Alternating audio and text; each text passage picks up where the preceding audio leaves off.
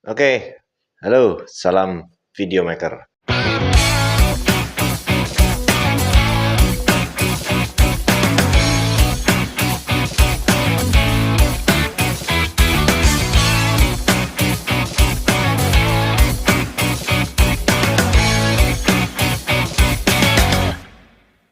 Jadi gue hari ini pengen bahas tentang mengenai hal-hal yang agak-agak bau mistis lah ya. Jadi banyak sekali beberapa youtuber yang bikin video itu mengenai cerita misteri atau kisah hilangnya seorang pendaki atau kisah misterinya seorang pendaki gunung yang mengalami hal-hal goib, hal-hal yang tidak sesuai dengan ekspektasi kita ketika naik gunung. Jadi sebenarnya apa sih sebabnya mereka? Dan menurut sudut pandang gue ketika gue nonton video itu tuh sebenarnya apa ya ada yang ada di balik semua itu.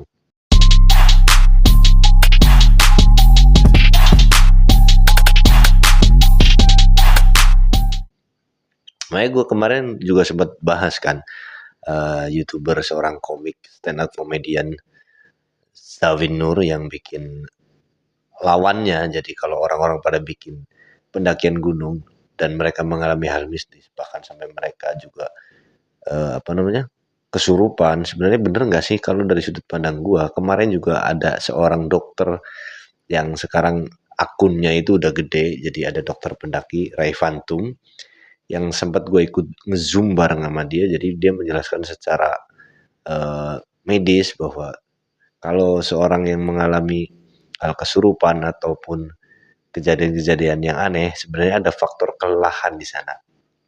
Tujuan gue bikin video ini tuh biar kalian kalau mau naik gunung itu apa aja sih yang harus dipersiapkan. Sebelum gue masuk ke sana, gue punya cerita sebenarnya. Gue kan kemarin bilang kalau gue nggak pernah ngalamin yang hal namanya hal mistik selama pendakian. Satu, gue karena selama naik gunung di Indonesia, gue tuh naik bareng sama ada satu temen gue namanya Pak Muklas ya. Itu satu kantor sama gue.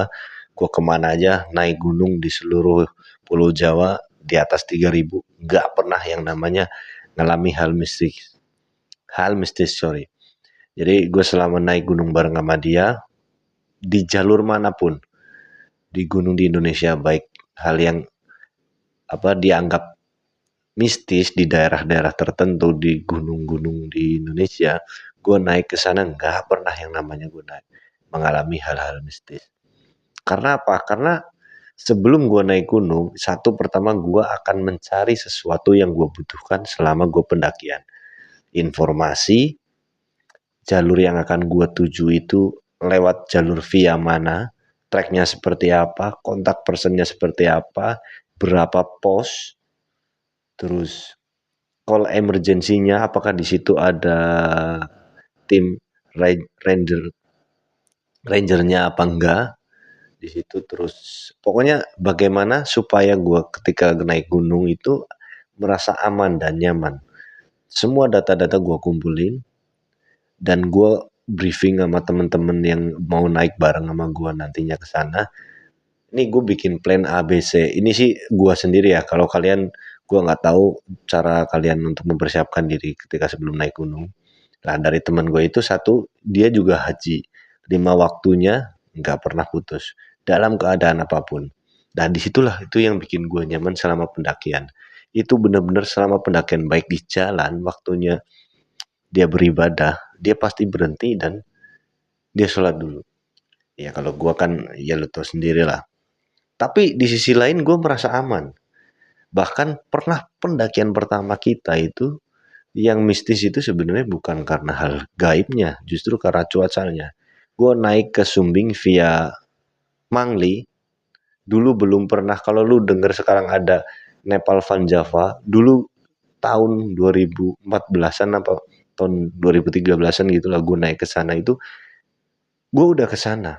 Memang view-nya keren banget, tapi jalurnya sepi. Jadi gue kadang-kadang milih jalur pendakian memang jalur-jalur yang sepi karena masih asri, suasananya masih tenang. Jadi selain gue menikmati keindahannya karena jalurnya juga masih bersih, tenang, belum banyak pendaki-pendaki yang apa namanya naik ke sana lewat jalur itu. Memang jalurnya juga baru, nah, kayak gitu. Justru gue mengalami di sana itu mengalami cuacanya yang wah gila banget. Itu gue cuma ada satu dua rombongan pendaki, satu dari Jogja, dua rombongan gue. Yang dari Jogja turun gue naik. Di situ masih perjalanan selama satu pos satu, dua, tiga, empat itu masih fine-fine aja. Ketika gue udah sampai di pohon tunggal kalau nggak salah, pos terakhir sebelum puncak, nah itu cuaca udah mulai gelap, badai. Itu lu kalau bisa bayangin tenda itu kayak disiram sama ember loh. Tenda itu diguncangin, wah gila. Bahkan lampu di dalam tenda itu kan redup. Pas ada petir itu, wah gila banget. Nah ya gue harus gimana lagi, gue udah prediksi bahwa ini bakalan datang hujan.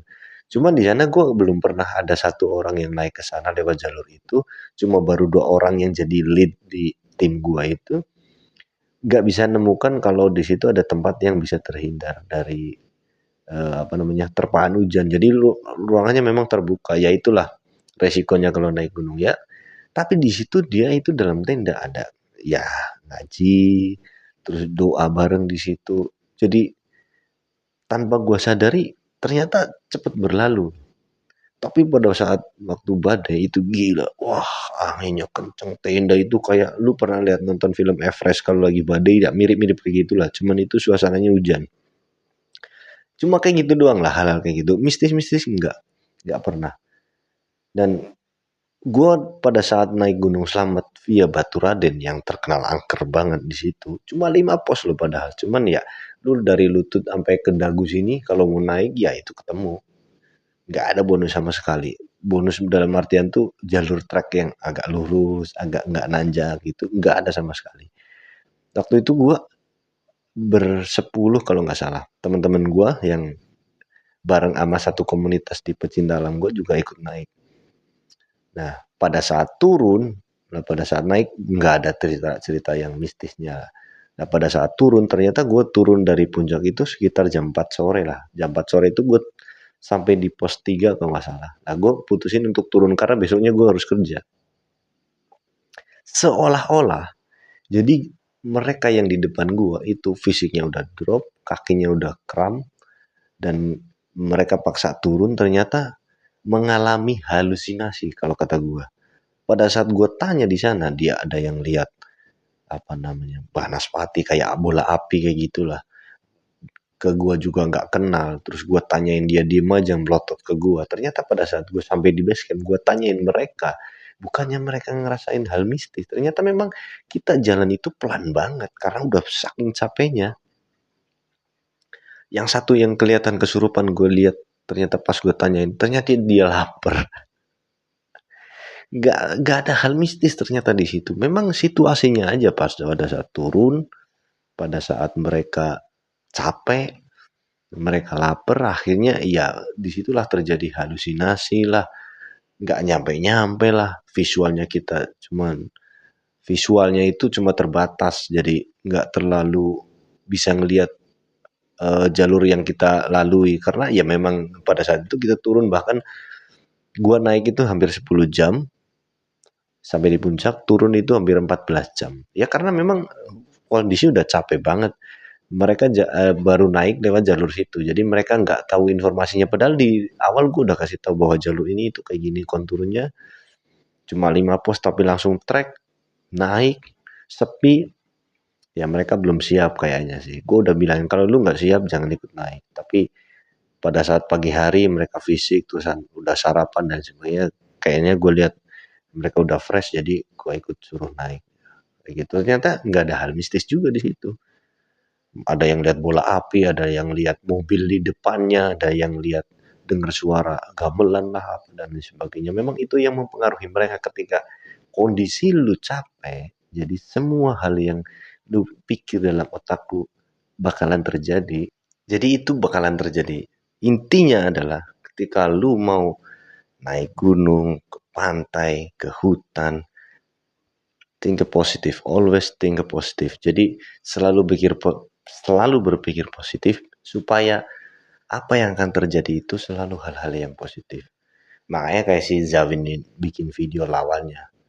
Ketika di gunung dilarang bikin apa atau bawa hal apa dia lakuin. bahkan sampai nonton film horor di gunung, bawa gamelan, nyetel musik gamelan, nggak terjadi apa-apa. Si Marcel bareng sama Marcel tuh dia collabs, Ustaz Zaki Mirza seperti yang udah gue bahas kemarin. Jadi ya memang gak ada apa-apa. Jadi intinya gue bikin video ini tuh harus persiapkan betul-betul sebelum lu naik gunung.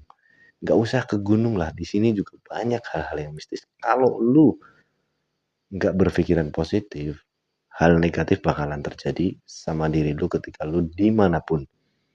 Jadi harus selalu berpikiran positif supaya lu tuh sebelum naik gunung itu lu bener-bener harus persiapkan betul-betul manajemen perjalanan, manajemen logistik, peralatan, emergency, pokoknya harus lu bener-bener persiapkan supaya dalam perjalanannya itu lu bisa nyaman, lu bisa nikmatin tuh suasana di gunung. Jadi aman lah.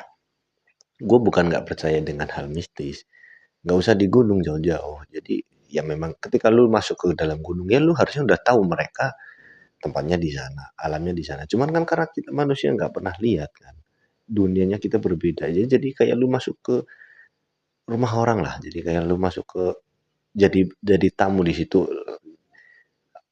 Berperilakulah layaknya seorang tamu ketika lu datang ke suatu tempat. Jadi ya, so always think positive supaya lu bisa nyaman pada saat naik. Buat kalian yang udah subscribe, terima kasih. Jangan lupa untuk support karena subscribe itu gratis. Dan kalau ada satu hal yang pengen lu bahas, lu bisa komen di bawah. Dan ini videonya kalau bermanfaat jangan lupa untuk share ke teman-teman lu. Oke? See you the next time. Bye.